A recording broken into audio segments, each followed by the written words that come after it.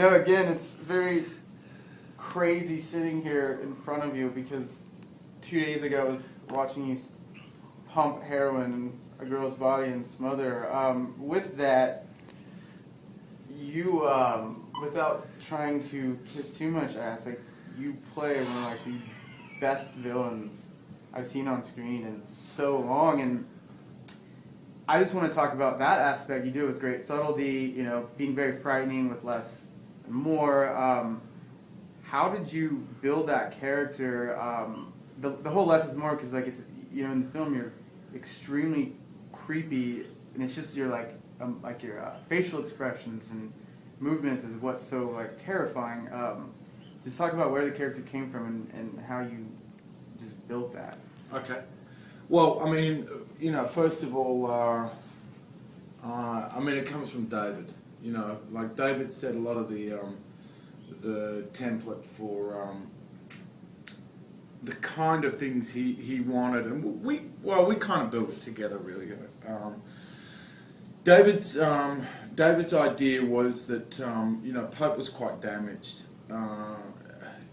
He was very much someone with you know, a broken wing.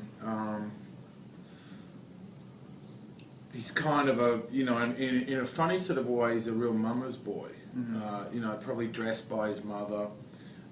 You know, still, she just buys him clothes and stuff like this.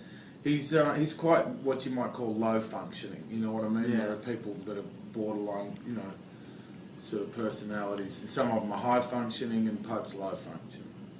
But then, you know, we started to get into some other things. You know, there was the obvious stuff that he was, you know, the eldest male of his family, that, you know, he didn't take drugs, he, you know, didn't do any of that sort of stuff, and then we started to get into it a bit more, and it was a bit like, okay, yeah, we could go that way, but that's kind of interesting, and but it's probably more interesting if he kind of is in and out of stuff. I'd seen some guys that had done, you know, some fairly long stretches. Mm-hmm. And so there were two guys that I'd known who pulled very long stretches, and one of them was very, very shut down, and the other one wasn't shut down at all. They were both quite dangerous guys. The one that wasn't shut down, what I realised about him was that he was prone to very sudden and strong acts of violence. Mm-hmm. And it was really because he was getting upset. You know, it wasn't this kind of running around, you know, wanting to take over the world kind of, you know, Dr. Evil kind of stuff. What made these people really dangerous was that they were prone to being upset by very small things. Mm-hmm. And they would take, you know, they would rush to offence, and they would rush to suspicion and paranoia really quickly. And it was the degree to which they felt like they were being, you know, afflicted upon. Mm-hmm. You know, so if you kind of get into that mode, and I look at you, and you know, I start to think, well, why are you biting your fucking finger? Do you know what I mean? Yeah. And why are you looking away when someone comes in the door? And so it's just about raising that sensitivity and starting to feel persecuted, and then being ready to react appropriately to why you're moving your arm now. Yeah. Do you know what I mean? And it's about focusing in on that and attempting to control that. And when you can't control the other person, then you've got to do something about it. Yeah. So going into you saying, you know, the character is like damaged, do you see him as a straight villain? And I don't really like opening. He's more like a horror character. Yeah. Like in you know, in the way that he actually is. There's a few doorways into this film, you know, and one of the ones that's kind of interesting is him as a horror character. Yeah. He's kind of the person you don't want to have notice you. You know, he's like, yeah, and it's like, don't look into his eyes. Yeah. Do you know what I mean? Yeah, I know. Because he's just looking to where he's going to fucking bite you. Yeah. That is like the perfect quote, and I'm gonna quote that in the write up. This may be more of a question for David, but I want to ask you. At the end of the film, what do you want audiences to take from it?